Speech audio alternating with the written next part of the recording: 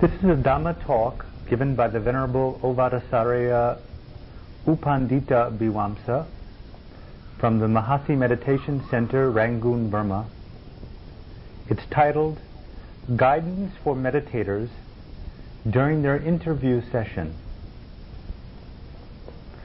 Despite instructions given on how to meditate, there are yogis or meditators who are unable to practice properly and to adequately explain their experiences during interview sessions with the teacher.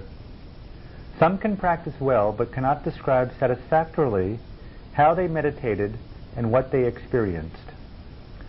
This essay is intended to help such yogis to properly report to the teacher their meditative experiences during the course of their practice.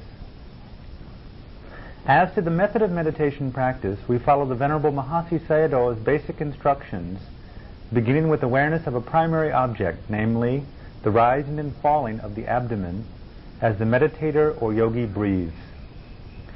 In terms of traditional scriptural explanation, mental and physical phenomena are occurring continuously in the yogi's person at the six sense doors. When a sight is seen, the eye that sees and the sight that is seen are physical phenomena, while the resultant eye consciousness, or the mind that knows the sight, is a mental phenomena. Similarly, with the experiencing of sound, smell, taste, touch, and thought, and of bodily movements such as bending and stretching of the arms, turning or leaning of the body, and the taking of steps while walking. Remaining in accord with the Buddha's teaching, it has been instructed that all these experiences should be closely noticed at the moment of their occurrence, with the attempt at not missing even the most incidental of random experiences. Although the instructions are given in very clear and simple language, meditators often encounter some difficulties when they come to follow them in actual practice. To help meditators overcome such difficulties, meditation teachers should explain and demonstrate to beginners how to notice or observe the primary object of attention, how to notice when other or secondary objects of attention like thoughts and reflections appear, when feelings and sensations arise, when external stimuli like sights and sounds impinge on the mind, and when other acts of bodily movement take place. To eliminate confusion and difficulty, a series of maxims and aphorisms have been devised that are easy to remember as a means to clarify the meditation procedure and how to report one's experience during the interview session. The first of these aphorisms is, explain how you notice the primary object of attention and what you come to know from observing it.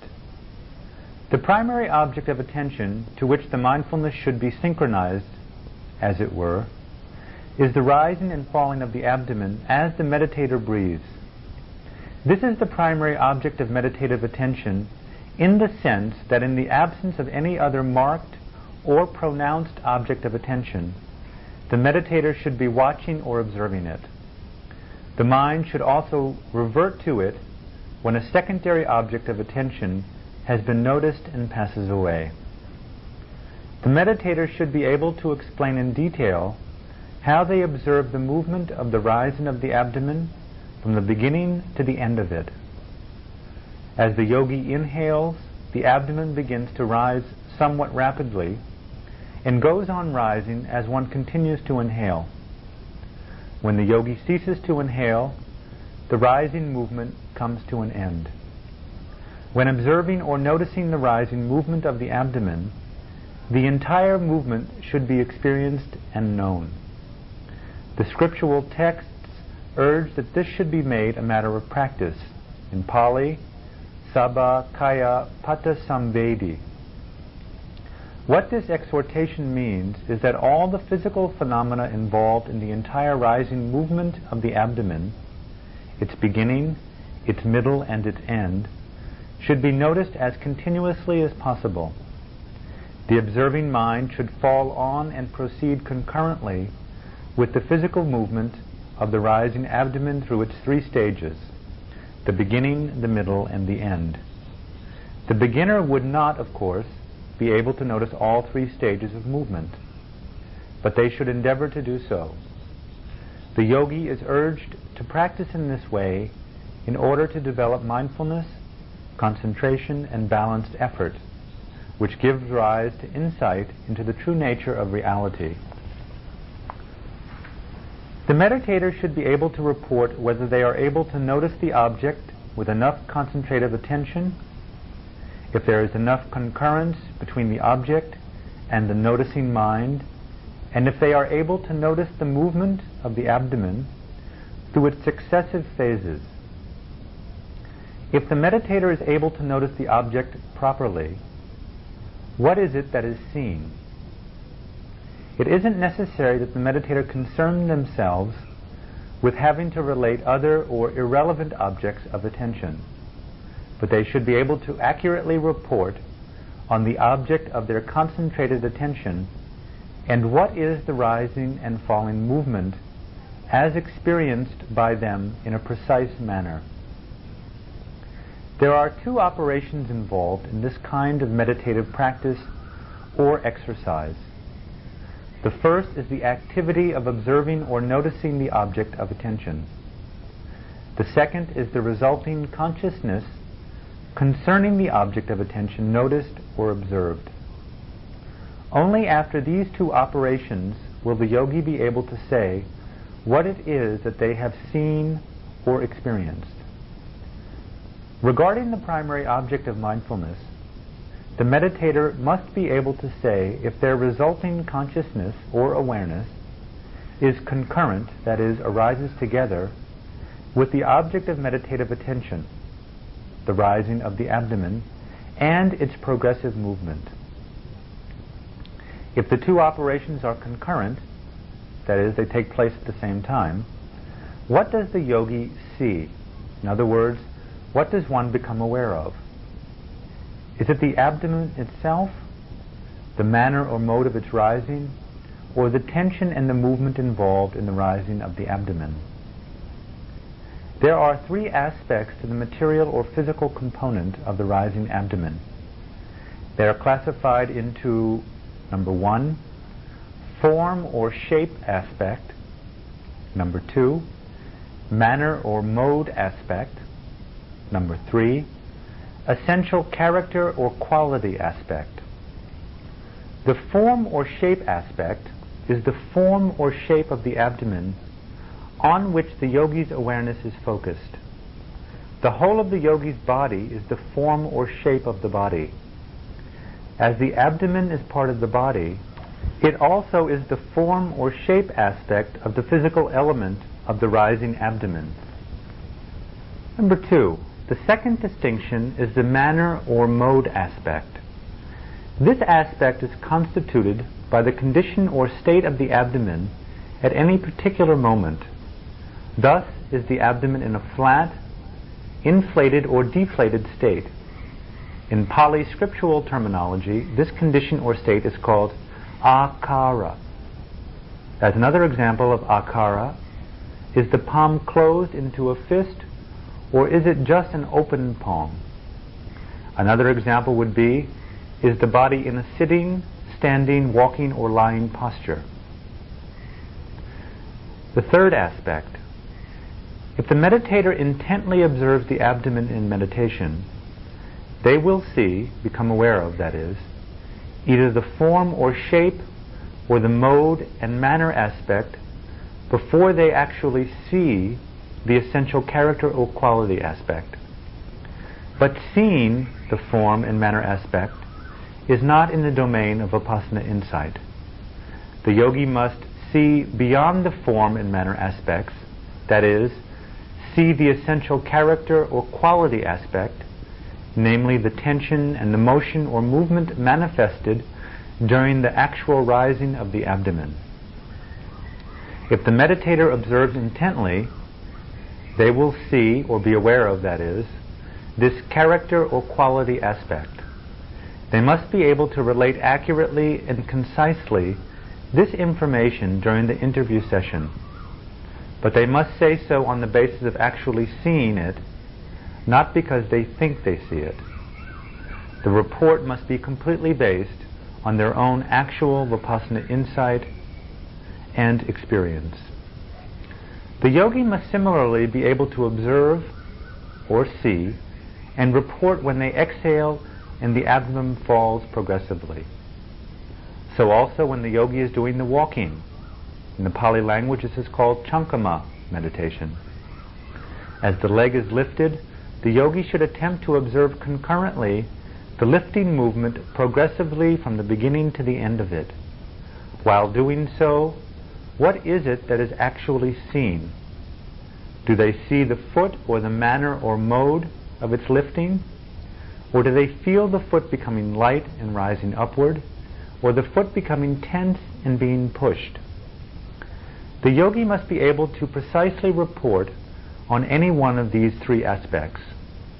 When the foot is moved forward in the course of walking meditation, is the mind observing or noticing concurrently with the forward movement of the foot? Here also, what is it that is seen? Does the yogi see the foot or the manner or mode of its forward movement, or some essential character or quality of this movement, such as the foot being pushed from behind and pulled from in front?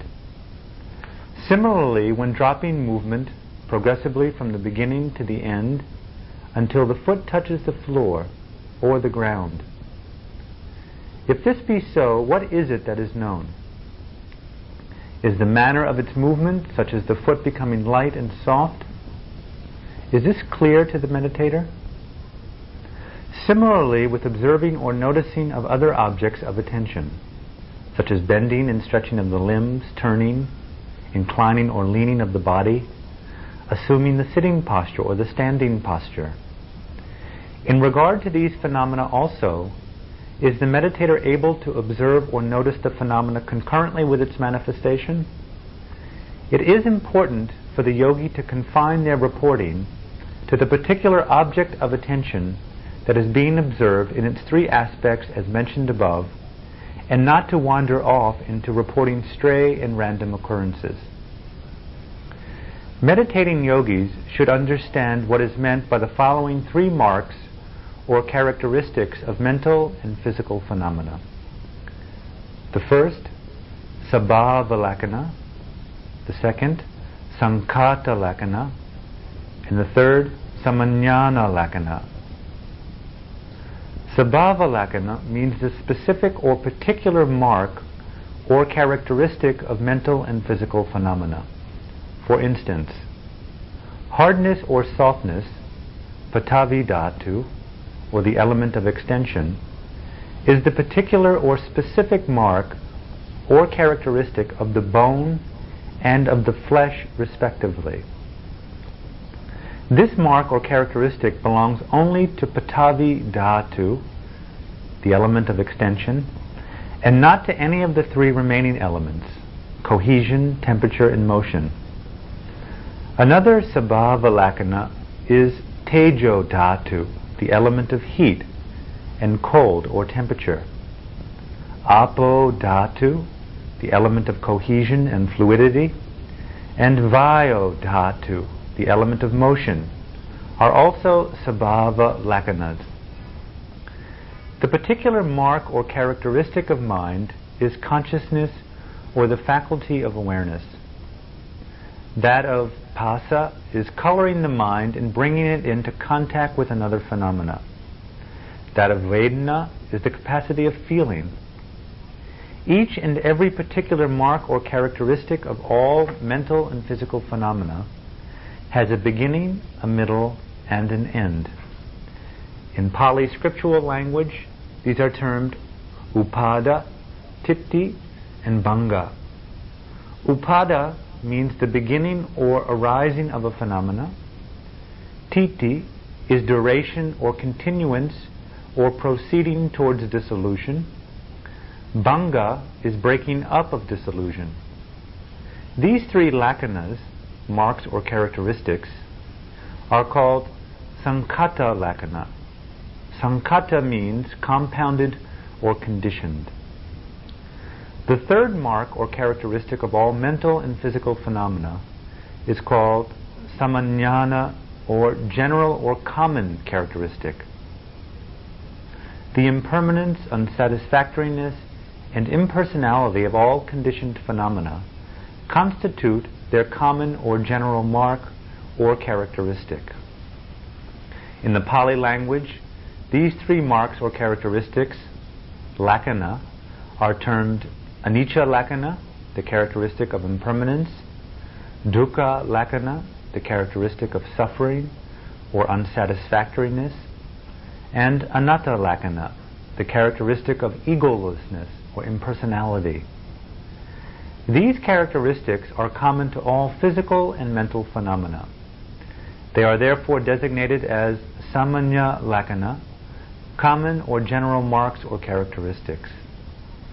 To restate the essential points, the meditator should try to understand the three characteristics mentioned and explained above, namely sabhava lakkhana, the particular or specific character or property of the phenomena concerned, sankhata lakkhana, the mark or sign of conditionality, namely arising, continuance, and dissolution, and thirdly, samanyana lakkhana, the common or general characteristic. Of these three characteristics, our meditative practice is directed towards realization of the sabhava characteristic of the material and mental phenomena we are observing or noticing. How do we go about our meditative effort to realize the character or property of the phenomenon in question? We should observe or notice these phenomena as and when they arise. Only when we do so will we realize their specific or particular character or quality, and not otherwise. As the yogi inhales, the abdomen rises. Before inhalation, there was no rising of the abdomen. The yogi's mind should go on observing the rising movement of the abdomen from its beginning to its end. Only then would the yogi be able to see the real nature of this movement. What is its real nature, or its character or quality? With the in-breath, the wind goes in, is indrawn. And what is wind? It is the element of tension, the element of movement. It is this real nature of the movement that the meditator comes to see or is aware of. They will see it only when they observe or notice the movement as and when it arises and continues until it passes away. Continuing to apply concentrated and concurrent attention to the object of meditation, that is, the rising and falling of the abdomen, as one breathes in and breathes out, in doing so, the meditator will progressively strengthen their concentrative power. As concentration strengthens, the yogi will no longer see the form or shape of their abdomen, or the mode or manner of its rising or falling. The yogi's insight will go beyond these sights, so to speak, and will enable them to see the tension, the pressure, and the movement involved in the movement of the abdomen which is being observed. As the breath goes out, the tension will be felt subsiding, and the following movement of the abdomen coming to an end as the meditator comes to the end of their exhalation. Similarly, with the movements involved in walking meditation, the lifting of the leg, moving it forward, the dropping and placing it on the floor or the ground. The meditation teacher will not tell the meditator what they are going to see, but will only instruct them in how to observe or notice. It is the same as in the solving of a mathematical equation. The teacher will not give the answer, but will teach and assist the working out of the sum. The same instructions apply in the case of different kinds of bodily movement. Sensations experienced in the body and thoughts arising in the mind, all these occurrences should be carefully observed as and when they arise in order to ensure that their true nature be seen and understood. We have dealt with the first aphorism. True nature will be revealed only when phenomena are noticed as and when they arise. The second aphorism is, Only when sabhava, or true nature, is seen, will sankhata lakkhana, that is, the characteristic of conditionality, become manifest. Meaning, the phenomena being noticed will be seen to arise, to continue, and to pass away. When sankhata lakkhana is seen, samajnana lakkhana will appear. These two characteristics, sankhata lakkhana and samajnana lakkhana, will manifest themselves as a matter of course once sabhava lakkhana has been grasped by the concentrated and concurrent noticing of the object of meditation. When samajnana is seen, vipassana jnana, that is insight knowledge, emerges. After its emergence, vipassana jnana will gradually mature and ripen and will be followed by arya magga jnana, or the noble path knowledge. This will enable the yogi to realize nibbana, and hence will be freed from apaya, the states of sorrow. It should be emphasized that in reporting, the yogi should relate what they have actually seen and not what they think they have seen. While the meditator is sitting in meditation, observing or noticing the primary object of attention, namely the rising and falling movement of the abdomen, various thoughts and objects of mind may occur.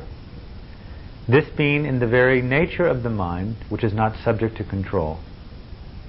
This mind has a tendency to wander, leaving the primary object of attention and wandering on to a variety of ideas, some wholesome, others unwholesome.